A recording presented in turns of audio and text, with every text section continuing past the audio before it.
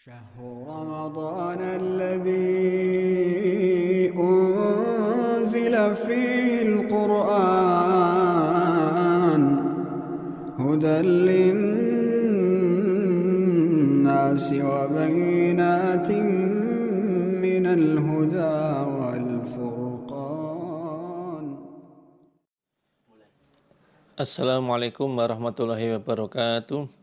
Alhamdulillahirabbil alamin. Alhamdulillahilladzi hadana li hadza wa ma kunna linahtadiya laula an hadanallah. Laqad ja'at rusulu rabbina bil haqq wa nudu an tilkumul jannatu urithumuha bima kuntum ta'malun. Asyhadu an la ilaha illallah wa asyhadu anna Muhammadar Rasulullah sallallahu alaihi wasallam wa ala alihi wa ashabihi amma ba'd. Alhamdulillahirabbil alamin. Alhamdulillah jazahumullahu khaira. Alhamdulillah jazakumullahu khaira. Semoga Allah memberi manfaat dan barokah. Semoga Allah paring sehat, waras, kuat, panjang umur yang barokah. Semoga Allah paring rizki yang halal, yang melimpah, yang barokah. Semoga Allah paring keluarga yang sakinah, mawaddah, warahmah. Dan semoga Allah paring anak turun yang soleh dan solehah. Semoga Allah paring tetap dalam hidayah sampai husnul khatimah. Amin, amin ya rabbal alamin. Kita lanjutkan surah Hud ayat 29. A'udzu billahi minasy syaithanir rajim. Bismillahirrahmanirrahim. Wa ya qaumi la as'alukum 'alaihi mala in ajriya illa 'ala Allah. وما أنا بطارد الذين آمنوا إنهم ملاقو ربهم ولكني أراكم قوما تجهلون ويا قوم من ينصرني من الله إن طردتهم أفلا تذكرون ولا أقول لكم عندي خزائن الله ولا أعلم الغيب ولا أقول إني ملك ولا أقول للذين تزدري أعينكم لن يؤتيهم الله خيرا الله أعلم بما في أنفسهم إني إذا لمن الظالمين قالوا يا نوح قد جادلتنا فأكثرت جدالنا فأتنا بما تعدنا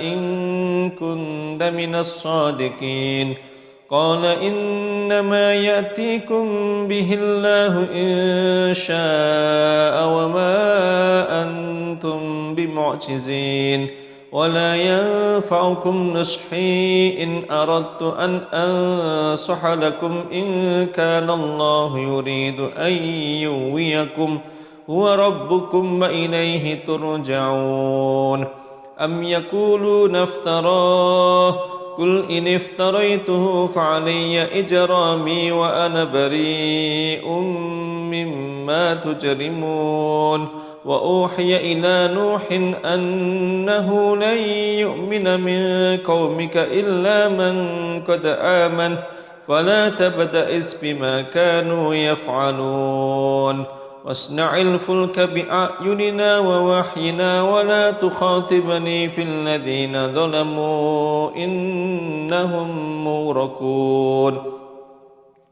ويصنع الفلك وكلما مر عليه ملأ من قومه سخروا منه قال إن تسخروا منا فإنا نسخر منكم كما تسخرون فسوف تعلمون من يأتيه عذاب يخزيه ويحل عليه عذاب مقيم حتى إذا جاء أمرنا وفارت النور قل نحمل فيها من كل زوجين اثنين وأهلك إلا من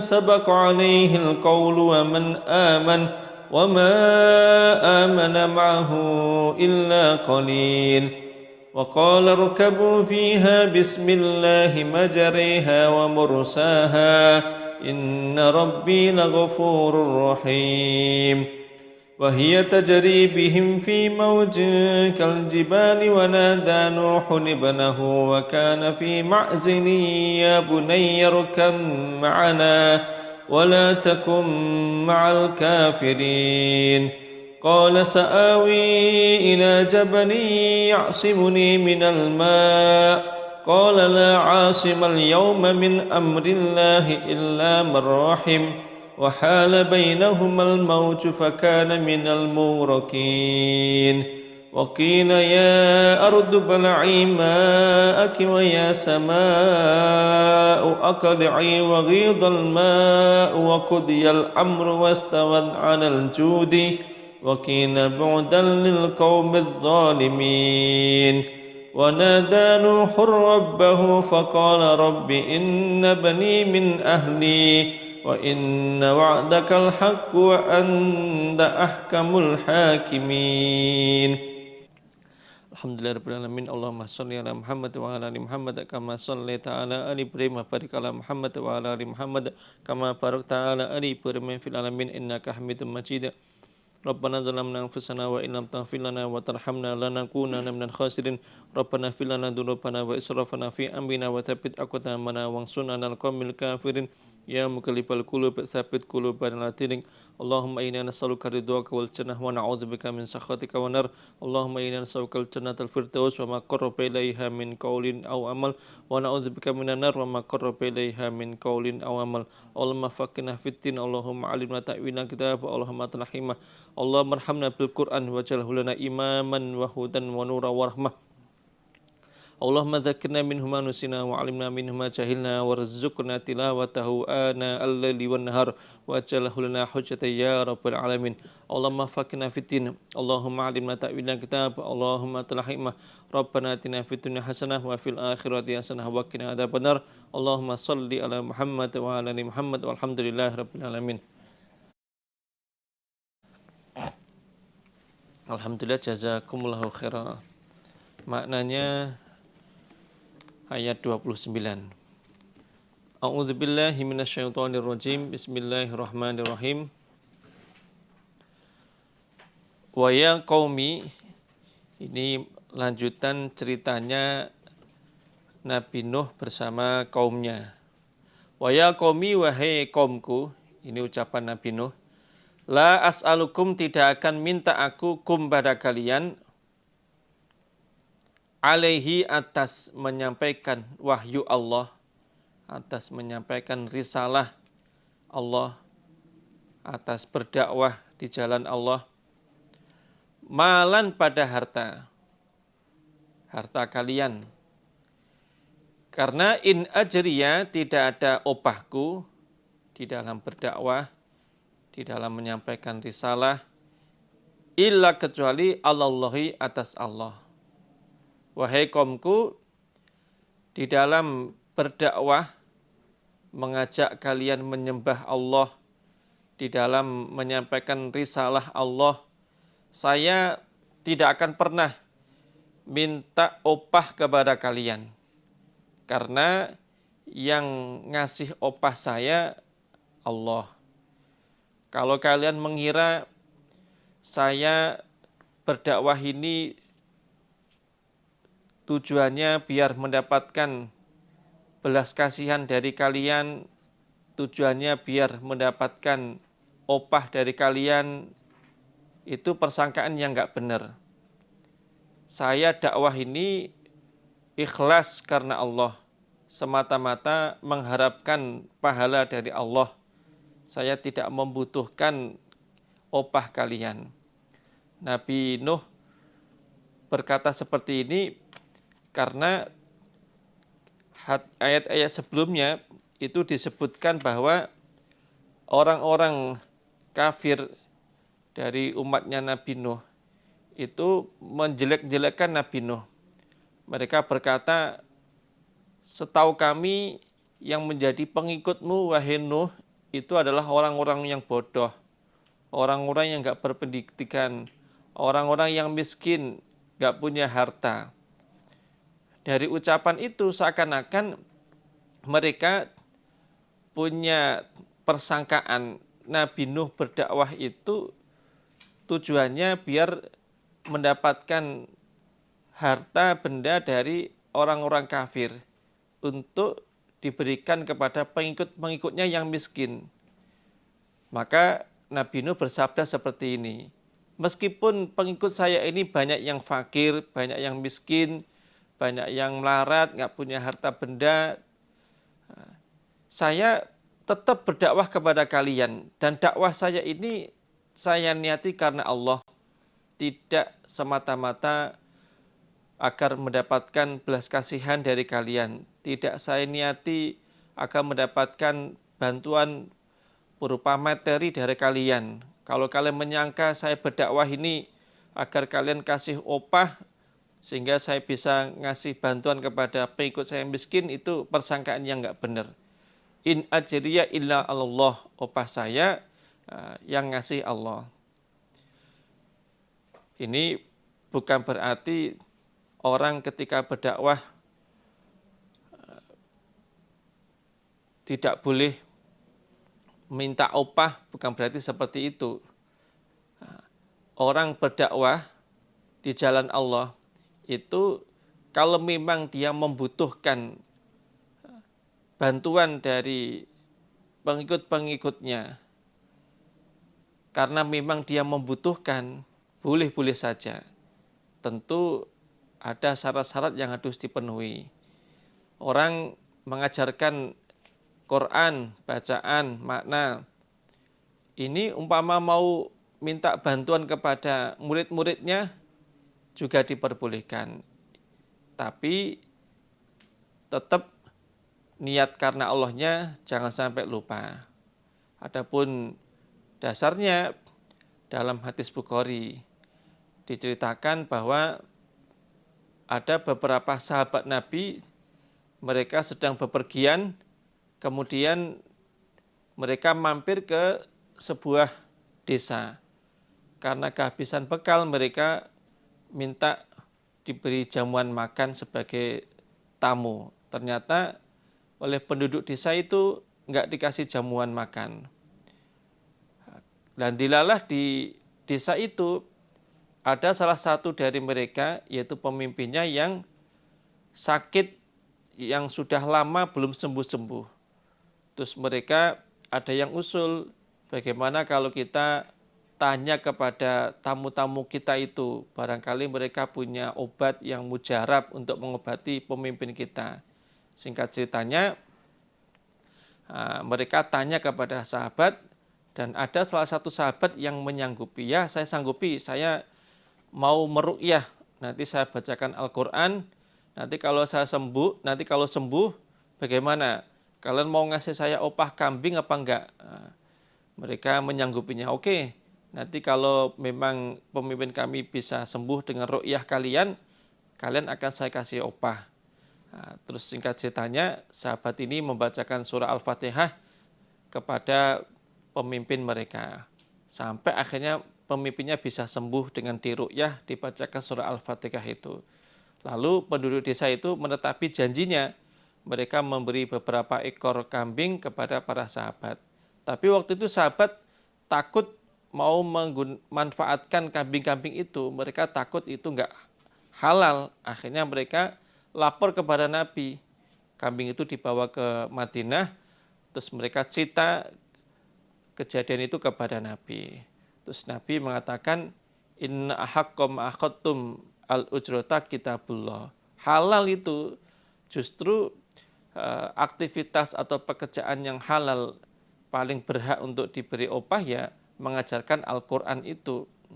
Pekerjaan yang paling halal untuk mendapatkan gaji, mendapatkan upah ya Al-Quran itu, mengajarkan Al-Quran, termasuk meruqyah Al-Quran.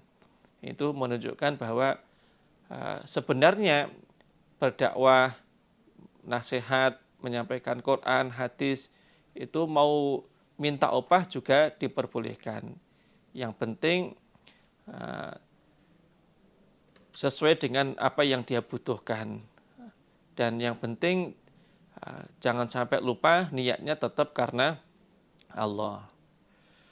Adapun yang diucapkan oleh Nabi Nuh dalam ayat ini dan juga nabi-nabi yang lain Karena memang mereka nggak membutuhkan bantuan. Nabi Nuh sudah punya harta yang cukup untuk menafkahi diri dan keluarganya, sehingga beliau nggak membutuhkan bantuan orang lain.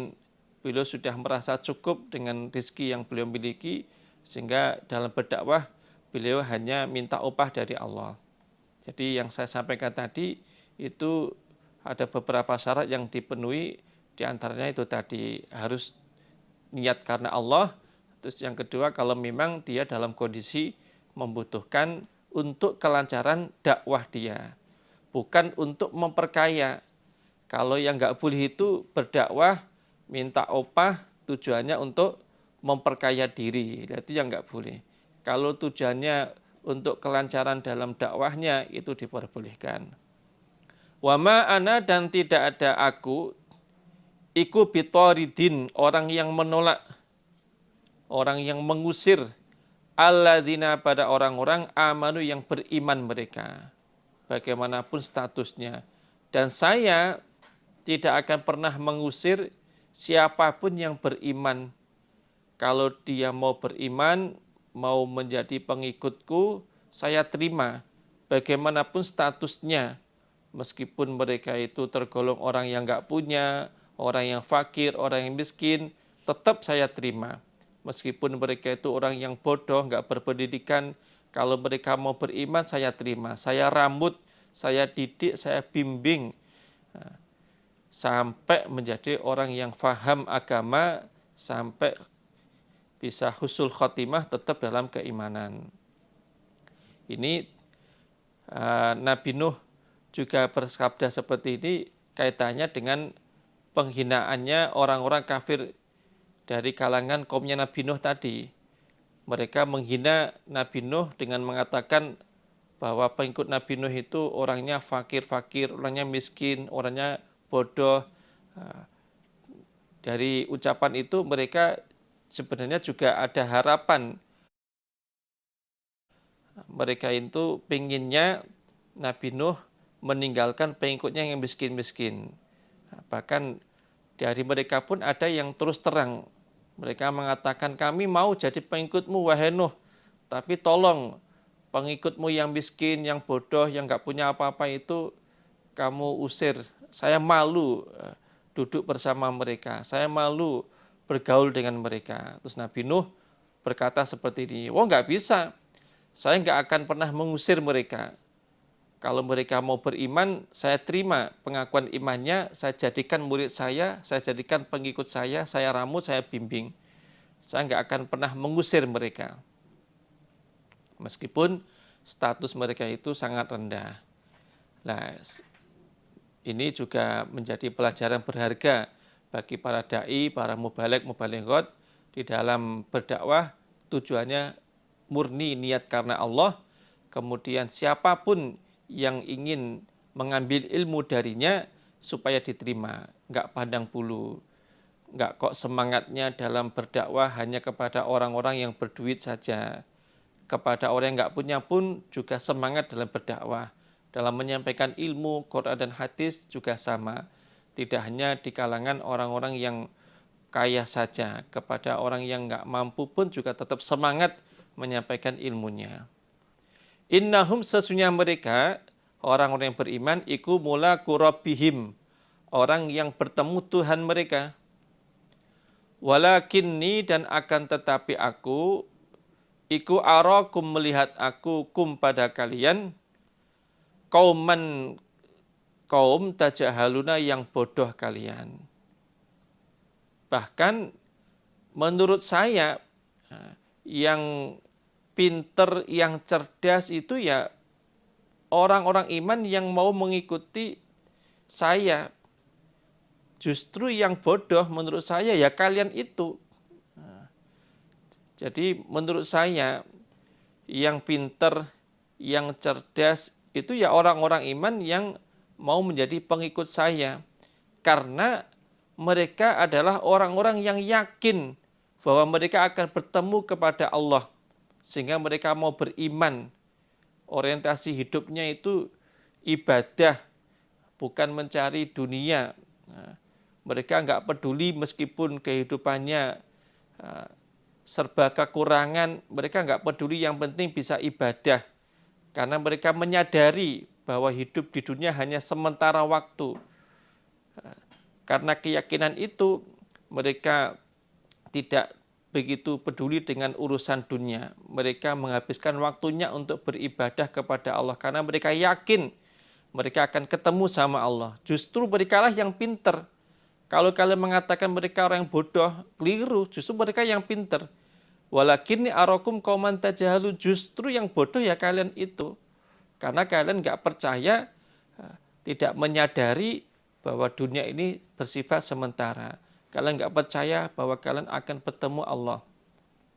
Ini Nabi Nuh berkata seperti ini karena ayat sebelumnya juga dijelaskan bahwa kaumnya Nabi Nuh yang kafir itu menuduh pengikutnya Nabi Nuh itu orang-orang yang bodoh. Maka dibalas oleh Nabi Nuh dengan kata-kata seperti ini. Justru yang bodoh kalian, yang nggak mau beriman. Orang-orang beriman yang jadi pengikut saya justru mereka lah yang pinter. Bukan orang yang bodoh, yang pinter yang mereka itu. Karena apa? Karena mereka yakin bahwa mereka akan bertemu dengan Allah. Sehingga umurnya dihabiskan untuk beribadah kepada Allah. Mereka juga mencari dunia tapi sama dia, gak ngoyo-ngoyo. Sehingga punya banyak waktu untuk beribadah kepada Allah. Justru mereka lah yang pinter. Karena mereka menyadari hidup dunia sementara, mereka setelah mati akan bertemu Allah, akhirnya mereka berlomba-lomba dalam melaksanakan ibadah sebagai persiapan mereka bertemu kepada Allah. Justru mereka yang pinter. Justru yang bodoh, walakinni arakum qauman tajhalun. Menurut saya yang bodoh ya kalian itu. Kalian tidak mau beriman. Wa ya qaumi, wahai kaumku. Makanya ada istilah ati rabbaka tusamma akilan wala ta'sihi tusamma jahilan. Taatlah kepada Tuhanmu maka kamu tergolong orang yang pinter. Jangan menentang Tuhanmu. Kalau kamu menentang Tuhanmu, berbuat maksiat, berarti kamu orang yang bodoh. Karena jadi orang yang pintar, yang hakiki ya seperti itu. Orang yang bisa taat menjalani aturan agama. Orang iman yang taat menjalani aturan agama, taat menjauhi perbuatan-perbuatan maksiat, itu orang yang pintar, orang yang cerdas, yang hakiki seperti itu. Orang iman yang waktunya banyak dihabiskan untuk beribadah kepada Allah, dalam mencari dunia ya sakmatio, waktunya lebih banyak dimanfaatkan untuk ibadah kepada Allah, itulah yang pintar. Sedangkan orang-orang yang tersibukkan dengan urusan dunia, apalagi gak mau beriman, apalagi banyak pelanggarannya, itu justru yang bodoh. Wa ya qaumi, wahai kaumku, man, siapakah yang suruni, yang menolong siapa orang ni padaku, minallahi dari Allah. In tarattuhum, jika mengusir aku hum pada mereka. Afala tadzakkarun, adakah maka tidak mengambil peringatan kalian pada nasihat saya, maksudnya. Hai kaumku, kalau aku mengusir orang-orang iman, menolak mereka menjadi pengikutku, lalu Allah mendatangkan siksaan kepadaku, siapa di antara kalian yang sanggup menolong saya, sanggup menyelamatkan saya dari siksaannya Allah? Enggak ada kan? Maka meskipun mereka miskin, meskipun mereka enggak punya apa-apa, meskipun mereka menurut kalian orang-orang yang bodoh, tetap saya terima. Sebagai murid saya ramut, saya enggak akan mengusir mereka. Karena kalau mereka saya usir, saya tolak, tidak saya ramut, saya yang dosa. Kalau saya dosa, Allah mendatangkan siksaan. Kalau Allah mendatangkan siksaan, siapa yang bisa menyelamatkan saya dari siksaannya Allah? Apakah kamu nggak berpikir seperti itu? Ini perjuangannya Nabi Nuh mempertahankan orang-orang iman agar tetap bisa berada dalam ramutannya. Wala akulu, dan Nabi Nuh nggak gengsi. Nabi Nuh nggak gengsi meskipun pengikutnya orang-orang yang nggak punya. Wala akulu, dan tidak ada aku, tidak berkata aku, wala akulu, dan tidak berkata aku, lakum kepada kalian, indi di sisiku, Khazainullah, gedung-gedung kekayaannya Allah. Saya ini seorang nabi, seorang rasul utusan Allah. Saya nggak pernah mengaku kepada kalian bahwa saya punya harta benda yang melimpah. Saya nggak pernah berkata kepada kalian bahwa saya ini mengetahui tempat-tempat tersimpannya kekayaan bumi.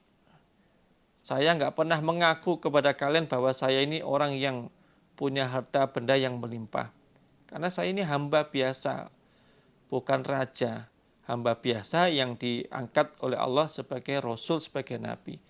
Wala a'lamu, dan tidak mengetahui aku al-ghaiba, pada barang gaib. Dan saya pribadi juga nggak tahu barang gaib. Saya nggak tahu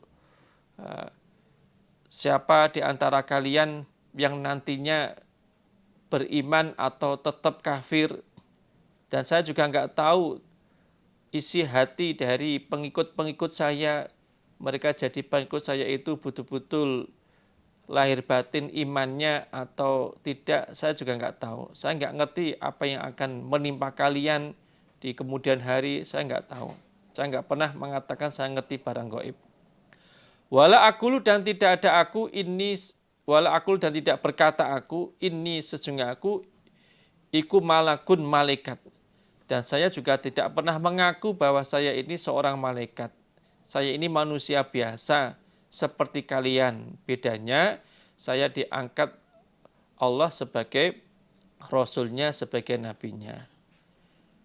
Wala akulu, dan tidaklah berkata aku lilladzina, pada orang-orang tasdari yang memandang hina, opo a'yunukum, mata-mata kalian.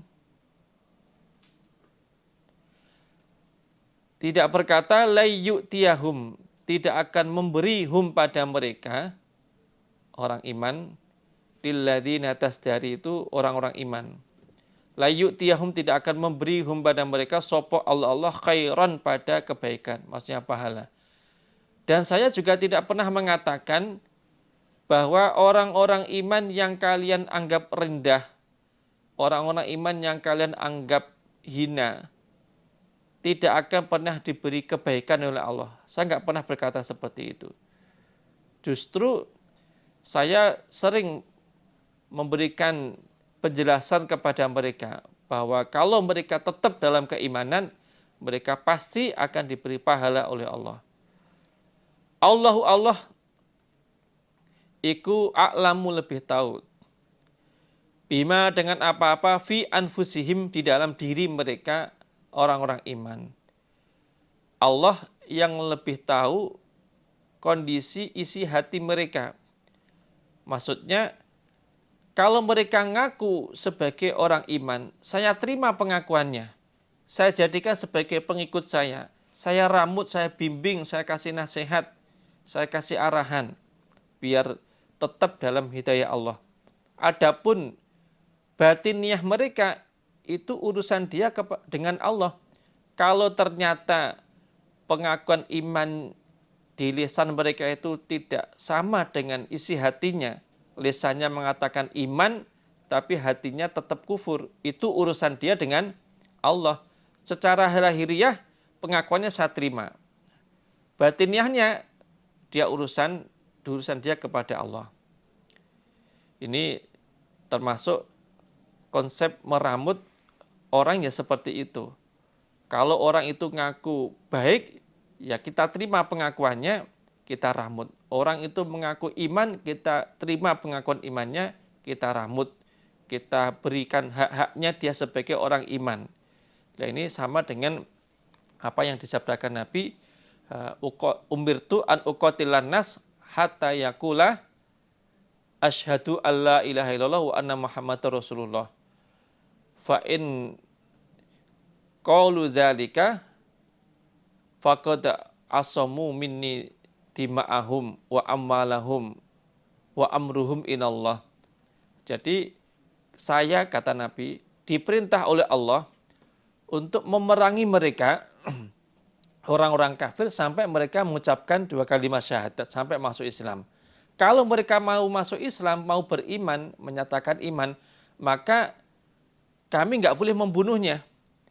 Kami nggak boleh merampas hartanya.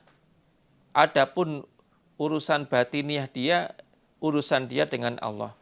Makanya dulu pernah sahabat Khalid bin Walid ketika diperintah oleh Nabi untuk menyerang sebuah wilayah. Di tengah perjalanan dia ketemu dengan seorang pengembala kambing. Begitu melihat, begitu didekati sama Khalid, orang ini langsung mengaku beriman, aslamtu. Nah, Khalid mengiranya dia mengucapkan aslamtu itu biar tidak dibunuh sama Khalid dan pasukan tentaranya. Oleh Khalid waktu itu tetap dibunuh. Alasan dia karena dia ngomong seperti itu kemungkinan biar tidak dibunuh sama Khalid.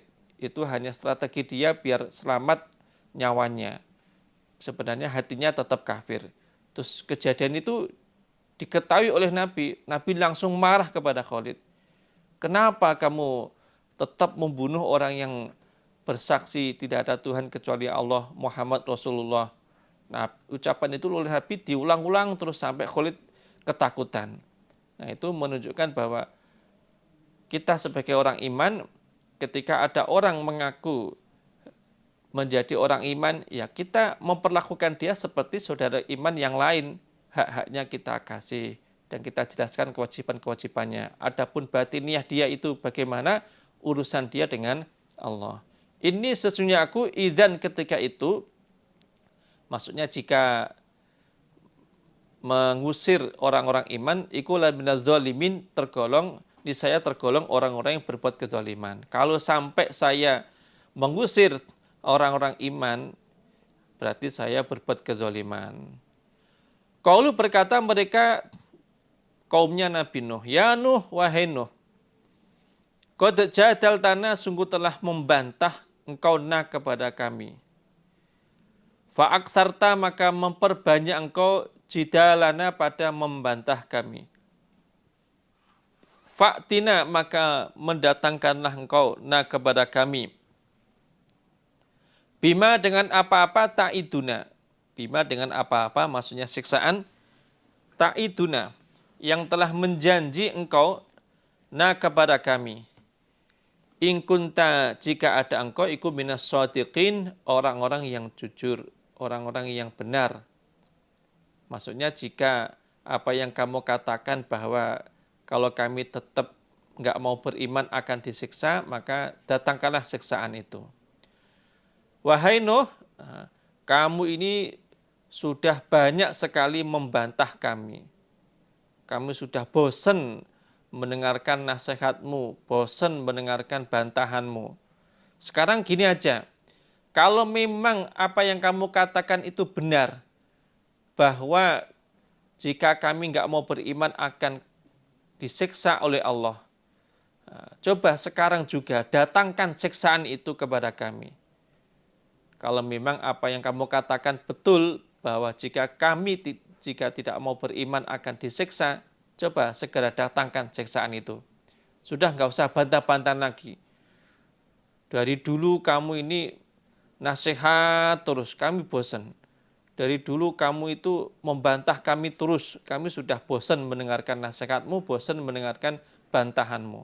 Sekarang gini aja, kalau memang kami akan disiksa, segera datangkan siksaan itu. Qala, berkata sapa Nabi Nuh, innama ya'tikum, sesungguhnya datang pada kalian, bihi, dengan membawa siksa, sopo Allah, insya'a, jika menghendaki sapa Allah. Maksudnya yang bisa mendatangkan siksa untuk kalian itu Allah. Itu pun jika Allah menghendaki. Saya nggak bisa mendatangkan siksaan untuk kalian, saya nggak bisa. Karena tugas saya hanya menyampaikan risalah Allah, tugas saya hanya mengajak kalian untuk beriman. Kalau kalian minta disiksa, saya nggak mampu untuk mendatangkan siksaan. Itu urusan Allah. Allah yang mampu mendatangkan siksaan untuk kalian. Wa ma antum, dan tidak ada kalian, iku bimu'jizin, orang-orang yang melemahkan. Kalau siksaan itu sudah datang, maka kalian tidak akan bisa melemahkan siksaan Allah. Maksudnya nggak akan bisa lari dari siksaannya Allah. Kalau Allah sudah berkehendak untuk menyiksa kalian, maka kalian tidak akan bisa melemahkan kehendak Allah. Artinya tidak bisa menggagalkan kehendak Allah. Nggak akan bisa lari dari kehendak Allah. Siksaan itu pasti akan menimpa kalian. Kalian nggak akan bisa lari, nggak akan bisa selamat. Wala yanfa'ukum, dan tidak akan bermanfaat pada kalian. Apa nushi, nasihatku. In aratu, jika menghendaki aku, an ansoha, menasehati aku, lakum, kepada kalian. Nasihatku nggak akan bermanfaat untuk kalian. Ingkana, jika ada, sopo Allah iku yuridu, menghendaki sapa Allah, ayyuwiyakum, menyesatkan sapa Allah kum, pada kalian. Jika ternyata Allah berkehendak untuk menyesatkan kalian, menetapkan kalian dalam kekufuran sampai meninggal dunia, maka nasihat-nasihat saya kepada kalian itu nggak akan mungkin bermanfaat. Nggak akan mungkin bisa merubah kalian menjadi orang iman, nggak akan mungkin. Kalau memang Allah sudah berkehendak seperti itu, berkehendak menyesatkan kalian, berkehendak menjadikan kalian orang yang tersesat sampai kalian mati, maka nasihat saya nggak akan mampu untuk merubah kalian menjadi orang iman. Nasihat saya nggak akan bermanfaat untuk kalian. Artinya nasihat saya nggak akan mampu merubah kalian menjadi orang iman. Dan ini juga konsep nasihat yang diajarkan oleh Nabi Nuh. Jadi hakikatnya seorang ulil amri, pengurus, mubaligh, itu tugasnya hanya memberikan nasihat. Termasuk kita ketika melihat saudara kita, kerabat kita, atau teman kita berbuat salah, tugas kita hanya memberikan nasihat. Adapun yang merubah orang itu bisa baik atau tidak, yang bisa menjadikan orang itu baik atau tidak, yang menjadikan orang itu bisa menerima apa yang kita nasihatkan atau tidak, itu Allah. Tugas kita hanya mengingatkan, tugas kita hanya memberikan nasihat. Orang itu kalau melihat saudaranya salah atau kerabatnya berbuat dosa, terus memberikan nasihat, dan dia tahu konsep dalam nasihat itu bagaimana, dia hanya konsentrasi pada kewajiban dia mengasih nasihat, konsentrasinya hanya pada melaksanakan kewajiban dia sebagai saudara seiman, memberikan nasihat kepada saudaranya yang berbuat melanggar.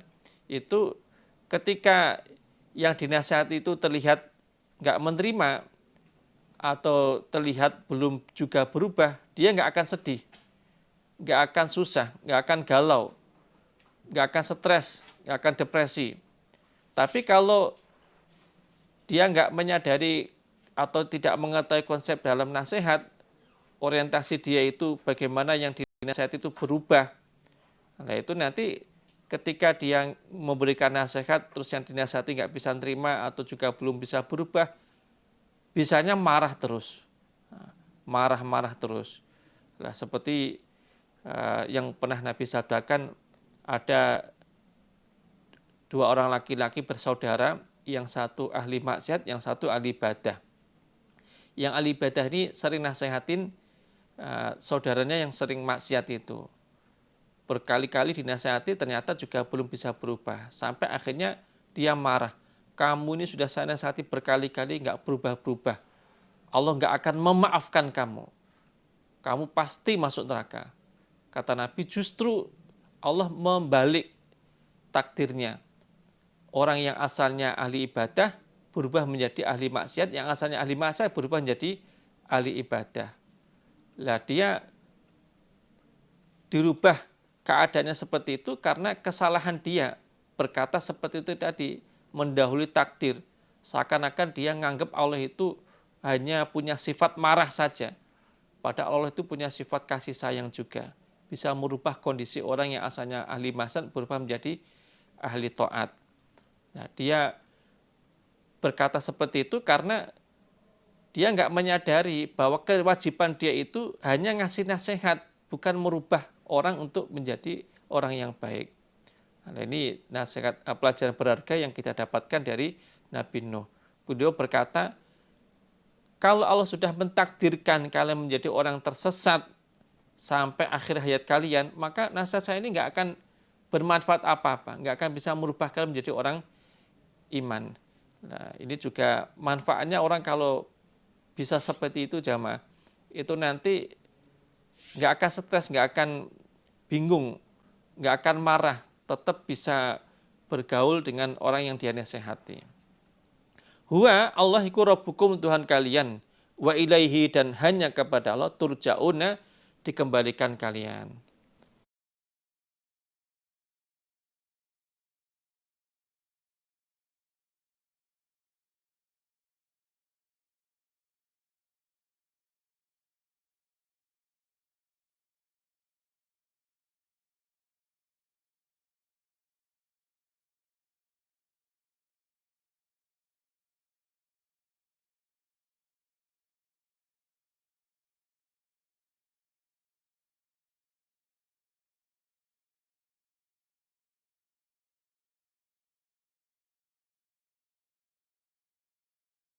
Hanya kepada Allah turja'una,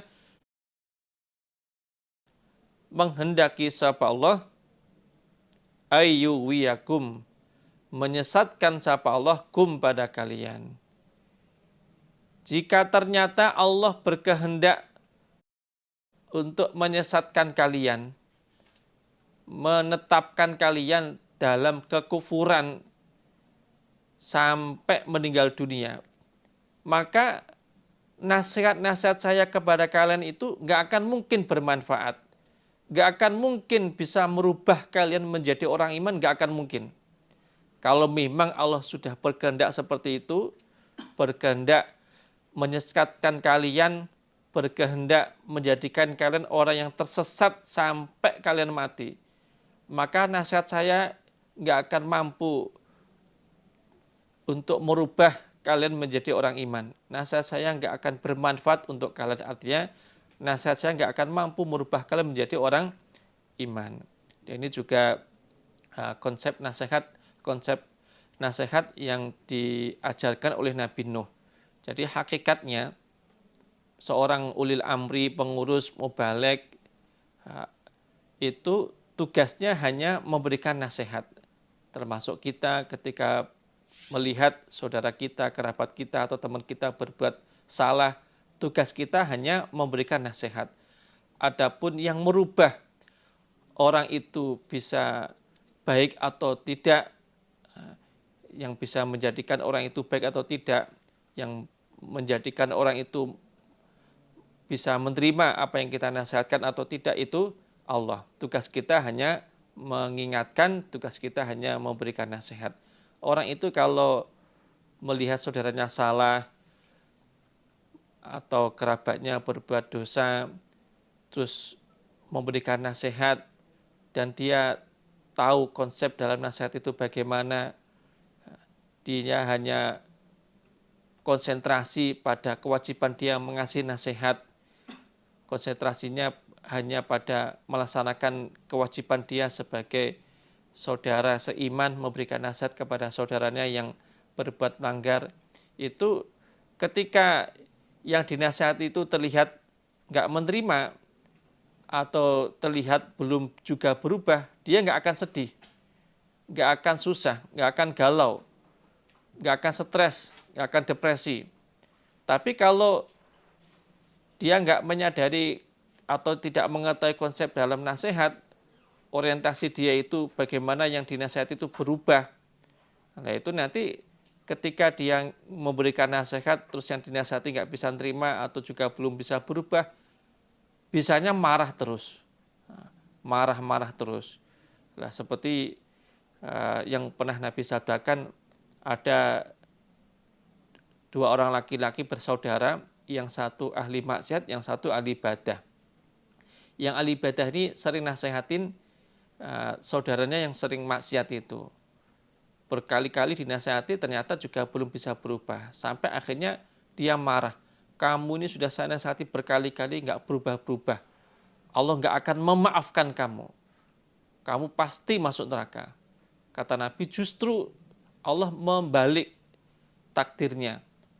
Orang yang asalnya ahli ibadah berubah menjadi ahli maksiat, yang asalnya ahli maksiat berubah menjadi ahli ibadah. Lah dia dirubah keadaannya seperti itu karena kesalahan dia berkata seperti itu tadi, mendahului takdir. Seakan-akan dia nganggap Allah itu hanya punya sifat marah saja.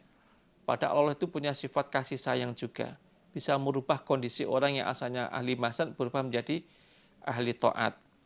Nah, dia berkata seperti itu karena dia nggak menyadari bahwa kewajiban dia itu hanya ngasih nasihat, bukan merubah orang untuk menjadi orang yang baik. Nah, ini nasihat pelajaran berharga yang kita dapatkan dari Nabi Nuh. Beliau berkata, kalau Allah sudah mentakdirkan kalian menjadi orang tersesat sampai akhir hayat kalian, maka nasihat saya ini nggak akan bermanfaat apa-apa, nggak akan bisa merubah kalian menjadi orang iman. Nah, ini juga manfaatnya orang kalau bisa seperti itu jamaah, itu nanti nggak akan stres, nggak akan bingung, nggak akan marah, tetap bisa bergaul dengan orang yang dia nasihati. Huwa Allah iku rabbukum Tuhan kalian, wa ilaihi dan hanya kepada Allah turja'una dikembalikan kalian. Am yakuluna adakah berkata mereka orang kafir, ayat 35 ini jumlah mu'taridah, kata sisipan. Dari ayat yang pertama kita kaji tadi sampai nanti itu menceritakan kisahnya Nabi Nuh bersama umatnya. Nah, satu ayat ini kata-kata sisipan menceritakan keadaan Nabi bersama Nabi Muhammad bersama orang kafir Quraisy. Am yakuluna adakah berkata mereka orang kafir Mekah, iftarahu berbuat-buat bohong atau dusta sapa Muhammad hu pada Quran. Apakah pantas orang-orang kafir Mekah mengatakan bahwa Al-Quran itu karangannya Muhammad? Enggak pantas. Quran itu bukan karangannya Muhammad. Kul katakanlah ini iftaraituhu jika berbuat dusta aku hu pada Quran.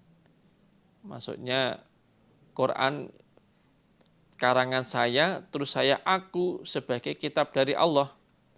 Fa'aliyya maka berat atasku opo ijrohmi dosaku. Wa ana dan aku iku bariun, orang yang lepas tangan, mimma dari apa-apa, tujrimuna yang berbuat dosa kalian.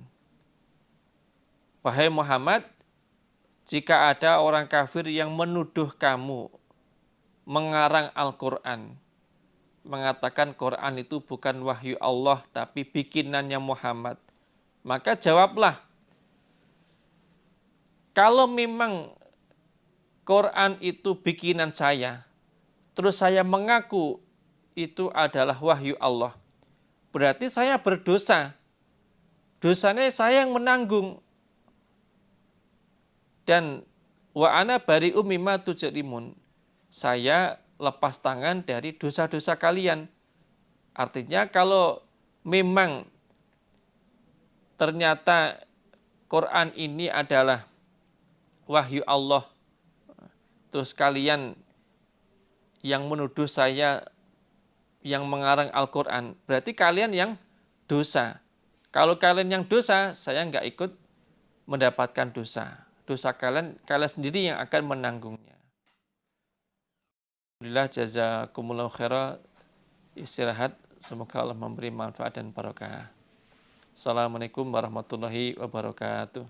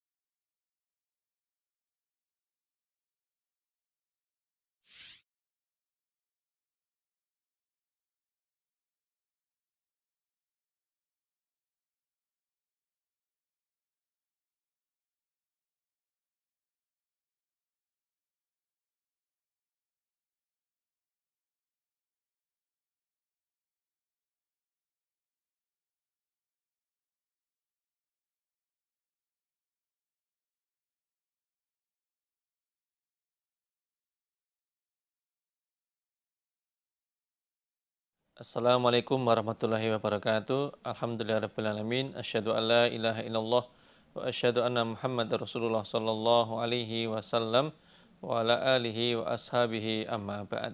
Kita lanjutkan ayat 36. A'udzubillahi minasyaitonir rajim. Bismillahirrahmanirrahim. Wa uhiya dan diwahyukan ila Nuhin kepada Nabi Nuh apa annahu bahwasanya la yu'mina tidak akan beriman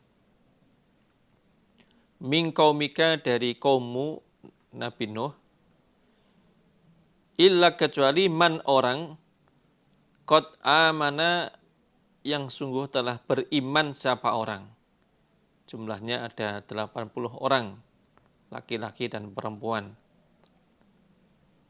Fala tabta'is maka jangan bersedih engkau Nabi Nuh bima dengan apa-apa kanu yang ada mereka iku yaf'aluna berbuat mereka. Setelah ratusan tahun Nabi Nuh berdakwah mengajak umatnya masuk Islam dan semua orang yang Allah takdirkan beriman sudah iman semuanya, Allah memberi wahyu kepada Nabi Nuh. Hai Nuh, kaummu yang beriman itu tidak akan bertambah lagi. Yang beriman ya, yang sudah iman itu nggak akan bertambah lagi jumlah mereka.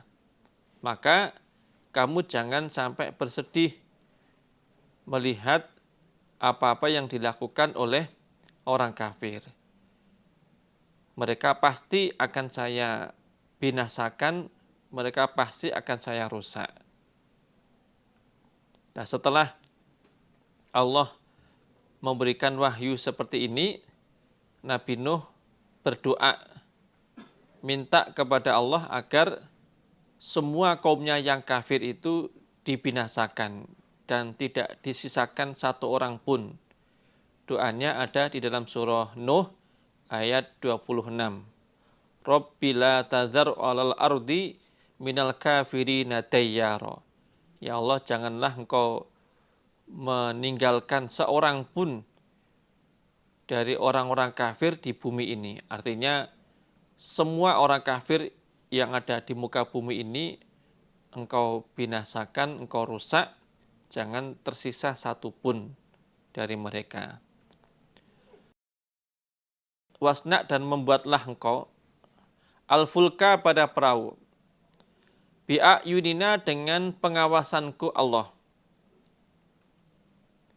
Wa wahyina dan wahyu aku Allah. Maksudnya bimbinganku Allah.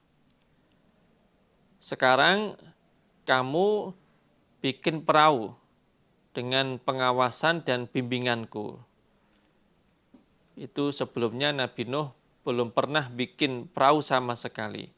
Maka di dalam membuat perahu itu Nabi Nuh diajari oleh Allah melalui wahyu-wahyu yang Allah sampaikan kepada Nabi Nuh.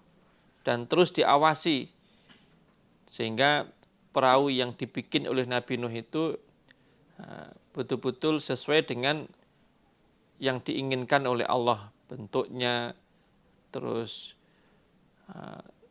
kekuatan perahu itu, daya tampungnya. Karena Allah tahu nanti siapa-siapa yang akan dimuat dalam perahu itu Allah tahu. Sehingga ketika bikin perahu itu Nabi Nuh terus dibimbing oleh Allah. Mulai dari mencari kayu yang dibikin itu kayu dari apa, dari pohon apa, kemudian cara motongnya, terus berapa lantai perahu itu semuanya dibimbing oleh Allah. Wala tukhatibni dan janganlah melaporkan engkau Nuh ni padaku fil ladzina di dalam orang-orang zalamu yang berbuat kezaliman mereka. Maksudnya kaumnya yang kafir. Innahum sesungguhnya mereka iku mughraquna, orang-orang yang ditenggelamkan.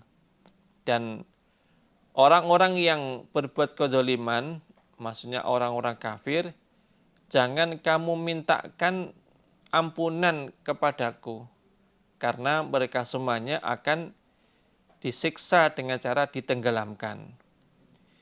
Ini wahyu yang Allah sampaikan kepada Nabi Nuh setelah Nabi Nuh berdoa kepada Allah agar semua kaumnya yang kafir, yang nggak mau beriman, dibinasakan semuanya dan tidak ada satupun yang disisakan. Langsung saat itu juga Allah memberitahu kepada Nabi Nuh bahwa kaumnya yang kafir itu akan ditenggelamkan.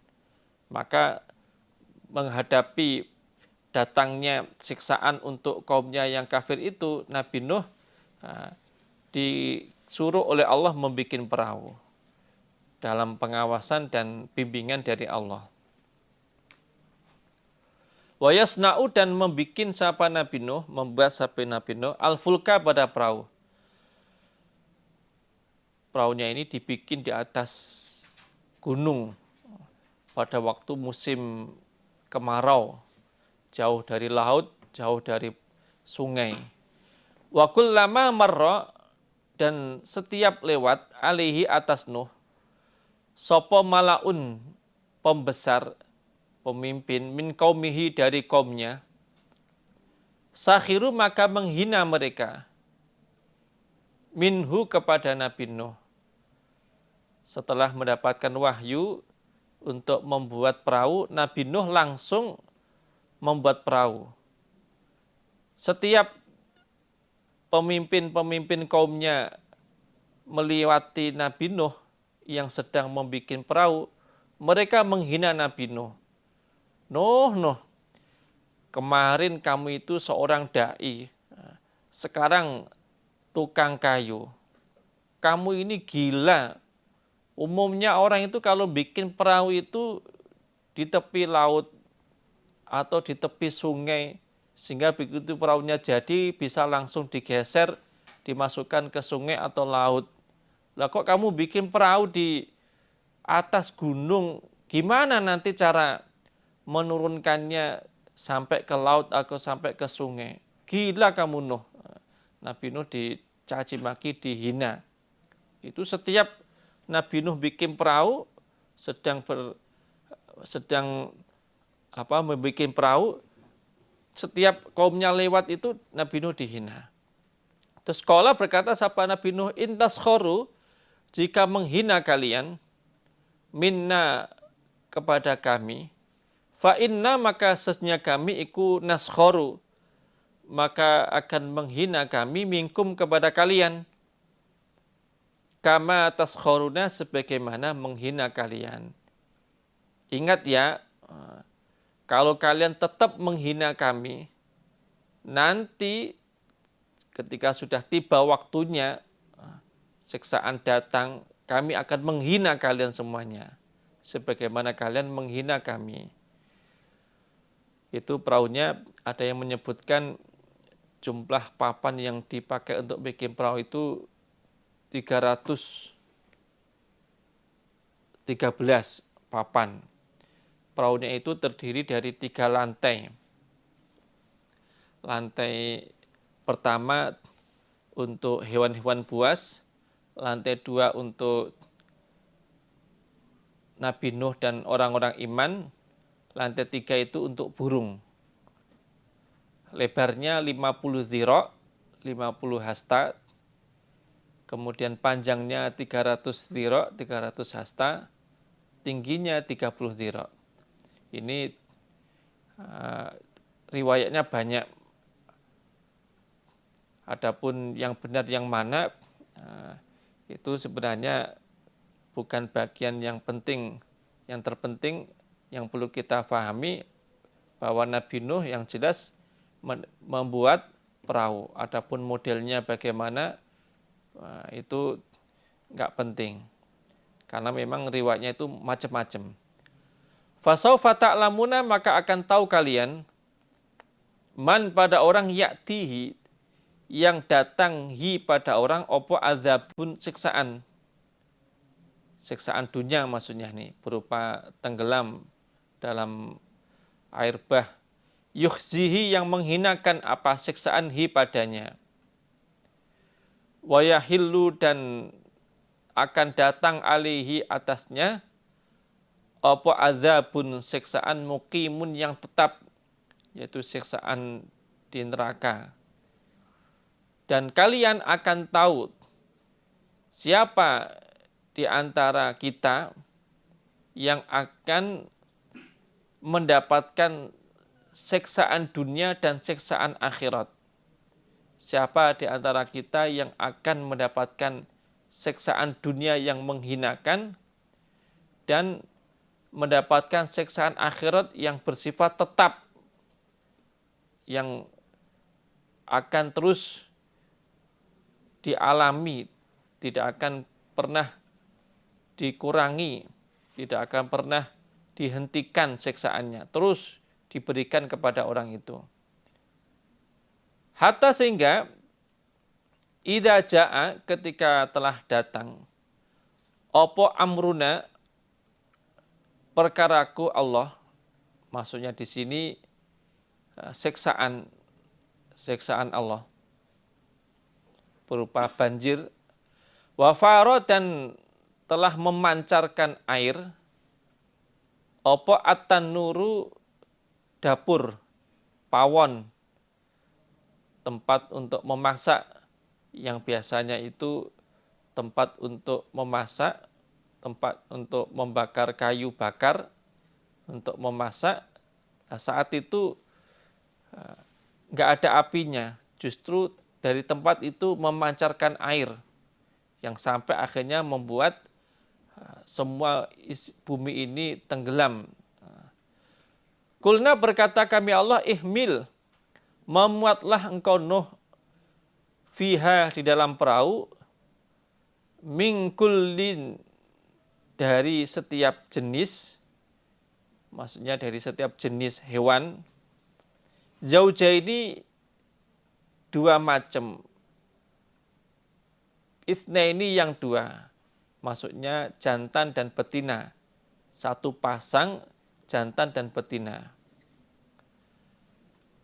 Ketika siksaan Allah sudah datang, yaitu dapur sudah memancarkan air, Allah berfirman kepada Nabi Nuh, hai Nuh, sekarang juga kamu masukkan ke dalam perahumu itu sepasang-sepasang dari setiap jenis hewan. Gajah satu pasang, jantan dan betina dimasukkan ke dalam perahu. Sapi satu pasang, jantan dan betina dimasukkan perahu. Begitu juga kambing, unta, dan hewan-hewan yang lain, termasuk berbagai macam jenis burung, diambil satu pasang, dimasukkan ke dalam perahu. Wa ahlaka, dan keluargamu, maksudnya wahmil ahlaka, begitu juga keluargamu yang beriman, itu juga kamu masukkan ke dalam perahu. Illa, kecuali man, orang, sabako, yang telah lewat, alaihi, atas orang, opo al-qaulu, ucapan, maksudnya sudah ditakdirkan Allah mendapatkan siksaan, yaitu putranya yang bernama Kan'an dan istrinya yang bernama Wa'ilah.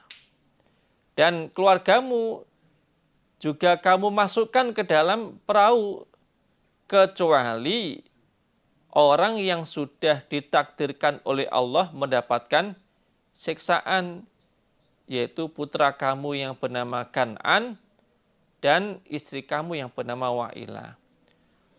Nabi Nuh itu anak laki-lakinya ada 4. Sam, Ham, Yafis, dan Kan'an. Yang 3 mau beriman, yang 1 tidak. Yang tidak mau beriman namanya Kan'an. Itu oleh Nabi Nuh tidak dimuat di dalam perahunya. Waman, maksudnya wahmil, dan memuatlah engkau, memasukkan ke dalam perahu, man, pada orang, amanah, yang beriman siapa orang. Nah, begitu juga orang-orang iman dari selain keluargamu, juga kamu masukkan ke dalam perahu.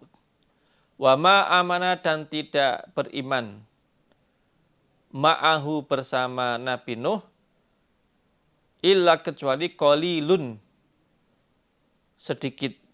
Saat itu yang beriman kepada Nabi Nuh jumlahnya hanya sedikit. Sahabat Ibnu Abbas mengatakan kanu samanina nafsan minhum nisa'uhum. Jumlah mereka itu ada 80 saja. Nabi Nuh berdakwah ratusan tahun, pengikutnya yang mau beriman hanya 80. Mungkin ada yang bertanya, yaitu kalau harimau dimasukkan ke dalam perahu, singa juga dimasukkan ke dalam perahu, lah apa enggak menerkam sapi, apa enggak menerkam kijang, apa enggak memangsa hewan-hewan yang lain? Itu pernah dijelaskan oleh Nabi dalam hadis Ibu Nabi Hatim. Jadi pada waktu Nabi Nuh memasukkan jenis-jenis hewan sepasang-sepasang, itu teman-temannya tanya, Nabi Nuh, kalau binatang-binatang buas juga kita masukkan ke dalam perahu, apakah hewan-hewan ternak merasa nyaman? Apakah mereka nggak khawatir dimangsa sama singa, sama harimau? Terus Allah waktu itu langsung membuat singa dan hewan-hewan buas yang lain itu sakit demam. Sehingga begitu masuk ke dalam perahu itu karena sakit demam nggak pergi kemana-mana. Nggak memangsa hewan yang lain. Terus kaumnya orang-orang iman yang lain tanya lagi, yaitu kalau tikus juga dimasukkan ke dalam perahu, apa nggak merusak, nggak makan makanan kita nanti? Tikus itu kan suka makan makanannya orang, suka merusak perkakas, bahkan kadang menggerogoti perahu. Yaitu kalau tikus kita masukkan nanti gimana kalau perahu kita digerogoti sehingga perahunya bolong, nanti kita tenggelam. Terus Nabi Nuh berdoa kepada Allah minta petunjuk. Terus Allah membuat harimau yang kondisinya asad itu, ya harimau yang kondisinya sedang sakit demam itu bersin. Begitu bersin keluarlah kucing. Karena ada kucing di situ akhirnya tikusnya nggak berani keluar, tikusnya sembunyi. Itu ada di dalam hadis Ibu Nabi Hatim. Waqala dan berkata berfirman siapa Allah, irkabu naiklah kalian, fiha di dalam perahu, bismillah dengan menyebut nama Allah. Majriha berlayarnya perahu, wa mursaha dan berlabuhnya perahu, berhentinya perahu. Lalu Allah perintah kepada Nabi Nuh dan orang-orang iman untuk segera naik perahu itu dengan membaca doa Bismillahirrahmanirrahim wa mursaha. Dengan menyebut nama Allah, kami naik perahu, perahunya berlayar dan akan berlabuh di tempat yang Allah tentukan nanti. Inna Rabbi sesungguhnya Tuhanku, iku laghafurun, niscaya maha pengampun, rahimun lagi maha penyayang. Ini termasuk doa ketika naik perahu. Dalam hadis Rawahu Tabrani disebutkan amanu ummati minal ghoroki idza raqibu fis safinah fis sufuni ayyakulu bismillahil malik wa ma qadarullah haqqa qadari wal ardu jami'an qabdatuhu yaumal qiyamah was samawati matawiyatun biyamini subhanahu wa ta'ala amma yusyrikun bismillahirrahmanirrahim wa mursaha inna rabbi laghafurur rahim.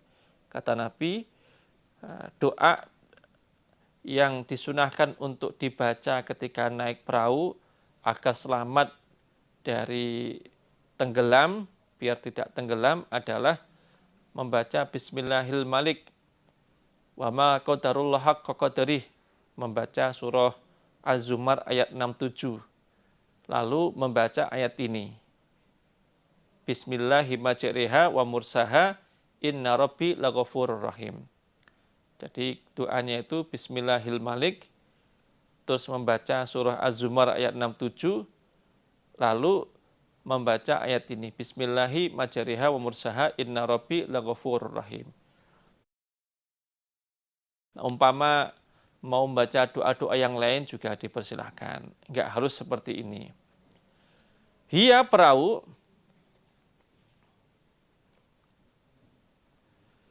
ikut tajari,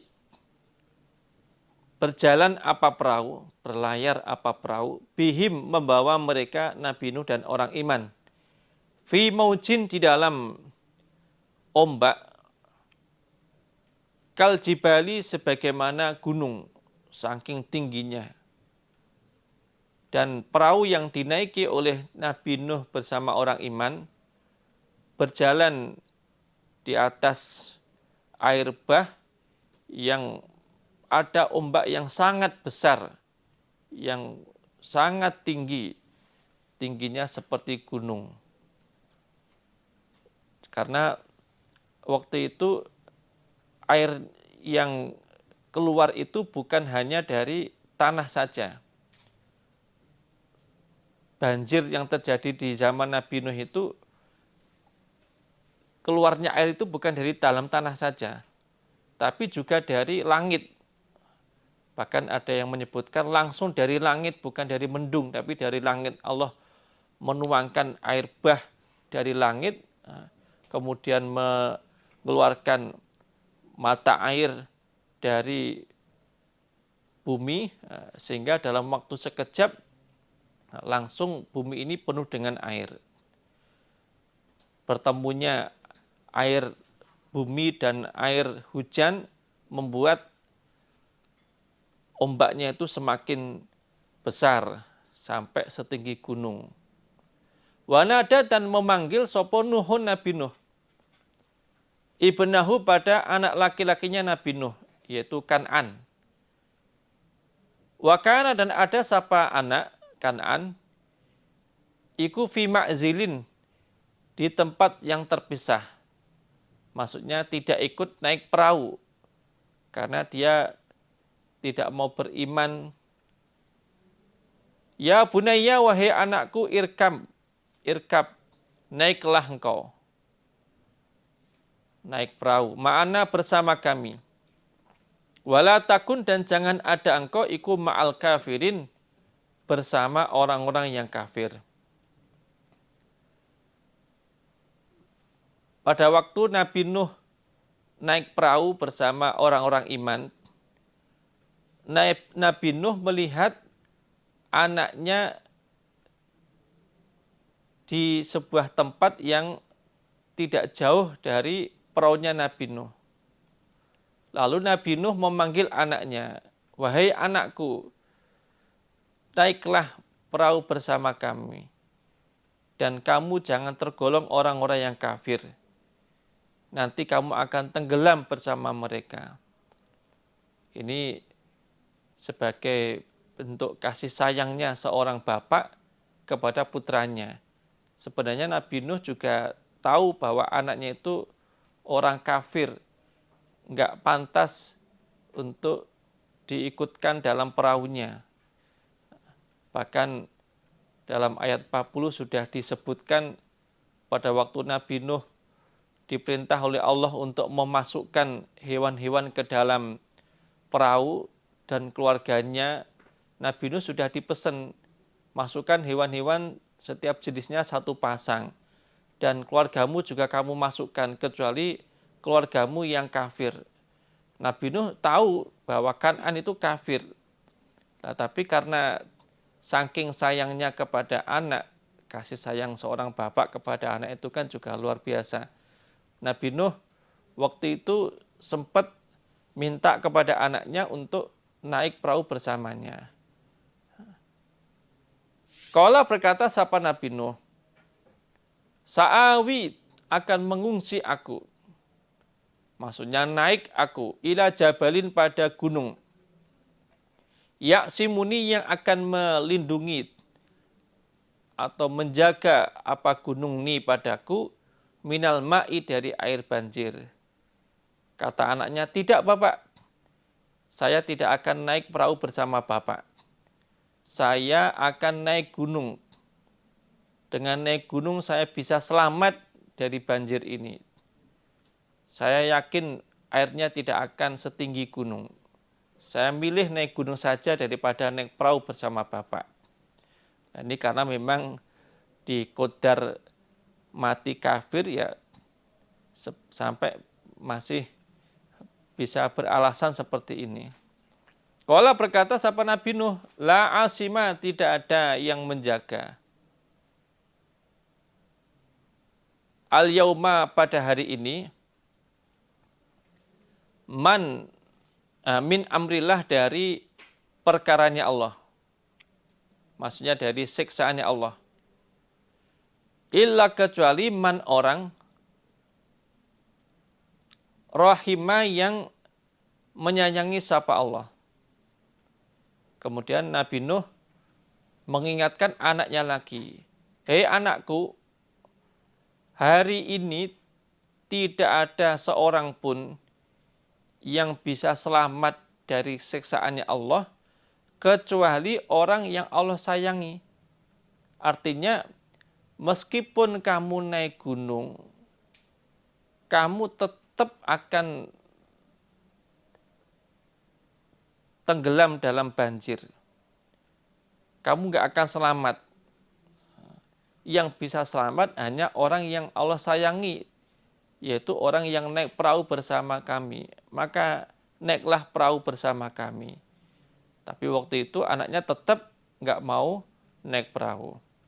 Wahala, dan menghalangi bainahuma, di antara keduanya, opo al-mauju, ombak. Fakana, maka ada sapa anak iku minal mughrokin, tergolong orang-orang yang ditenggelamkan. Tergolong orang-orang yang ditenggelamkan. Tiba-tiba ada ombak yang sangat besar menghalangi Nabi Nuh dengan anaknya, sehingga anaknya ikut tenggelam. Dalam Ibnu Katsir disebutkan perahunya Nabi Nuh itu berlayar selama 150 hari. Dan perahunya itu sempat berputar-putar mengelilingi Ka'bah selama 40 hari. Tapi waktu itu Ka'bah sudah tenggelam juga. Bahkan tertimbun lumpur, sudah nggak kelihatan. Ada lagi yang menyebutkan perahu itu berlayar selama 6 bulan. Mulai tanggal 10 Rejab sampai 10 Muharram. Jadi saat itu semua makhluk hidup, baik manusia maupun binatang darat, itu selain yang naik perahu, itu semuanya ikut tenggelam dalam air bah. Nggak ada satupun yang selamat. Semua manusia selain yang naik perahu dan selain hewan yang naik perahu bersama Nabi Nuh, semuanya meninggal dunia, semuanya mati dalam air bah. Termasuk disebutkan ada seorang perempuan yang pada waktu airnya mulai naik, dia menggendong anaknya yang masih bayi, dibawa ke puncak gunung, dan airnya waktu itu terus naik sampai di puncak gunung. Begitu airnya sudah melebihi puncak gunung, terus mulai membasahi kakinya, anaknya digendong.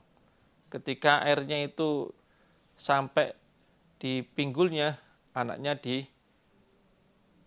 diangkat sampai di pundaknya. Begitu airnya sampai di pundaknya, anaknya diangkat di atas kepalanya. Begitu airnya nyampe di kepalanya, anaknya diangkat lagi lebih tinggi lagi. Sampai akhirnya dia sama anaknya ikut tenggelam. Adapun bagaimana bayi itu nantinya di akhirat, itu urusan Allah. Apakah bayi itu juga nantinya masuk neraka atau masuk surga, itu urusan Allah. Itu masalah barang gaib. Dalam riwayat hadis Nabi itu ada perbedaan. Nabi pernah di lain kesempatan ditanya tentang anaknya orang kafir yang mati sebelum balik. Nabi mengatakan dia bersama bapaknya yang kafir. Di lain kesempatan menunjukkan bahwa dia masuk surga karena anak kecil belum balik, belum punya kewajiban beribadah, sehingga matinya itu mati dalam keadaan fitrah. Adapun yang benar yang bagaimana, itu barang gaib, kita nggak bisa memastikan. Yang jelas semua orang dan semua hewan yang selain naik perahu itu semuanya tenggelam, termasuk putranya Nabi Nuh dan istrinya Nabi Nuh. Putranya bernama Kan'an, istrinya bernama Wa'ilah.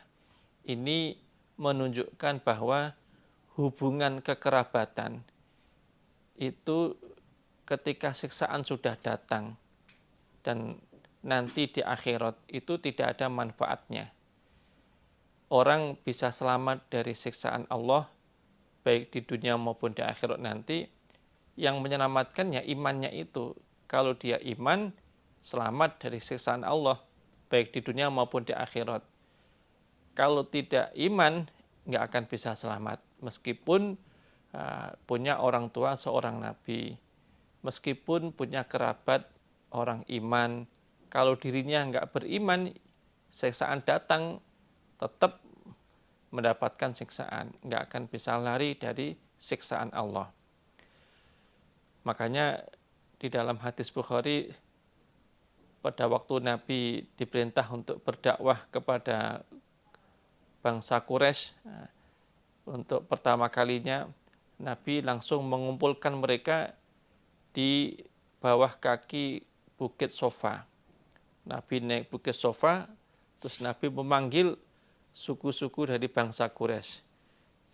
Kemudian Nabi juga memanggil putri tercintanya yang bernama Fatimah. Nabi mengatakan, ya Fatimah binta Muhammad, wahai Fatimah putri saya sendiri, selamatkan diri kalian dari siksaannya Allah. Inilah amliku laki minallahi syai'a.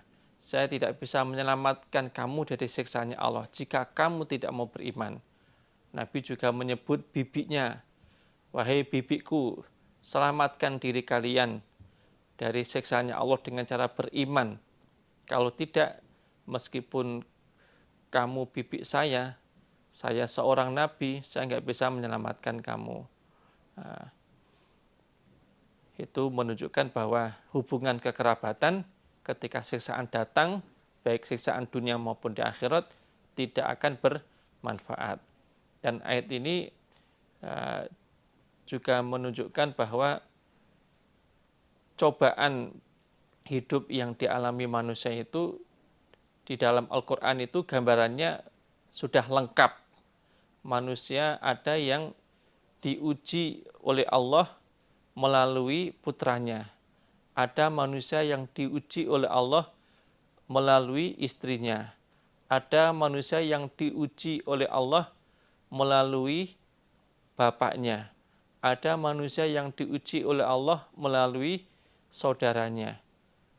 Contoh-contoh di dalam Al-Quran itu lengkap. Sehingga orang zaman sekarang ketika mendapatkan ujian seberat apapun, kalau dia mau mengkaji Al-Quran secara mendalam, secara detail, dengan penuh penghayatan, insya Allah cobaan seberat apapun akan terasa ringan. Karena contoh dalam Quran itu lengkap. Orang diuji lewat anaknya. Contohnya siapa? Nabi Nuh mendapatkan ujian, anaknya kafir. Orang mendapatkan ujian lewat istrinya. Contohnya Nabi Nuh juga. Istrinya Nabi Nuh kafir. Contohnya lagi Nabi Lut, istrinya juga kafir. Ada orang yang diuji oleh Allah lewat bapaknya. Contohnya Nabi Ibrahim. Bapaknya penyembah berhala, bahkan yang bikin patungnya orang-orang kafir. Ada orang diuji lewat suaminya.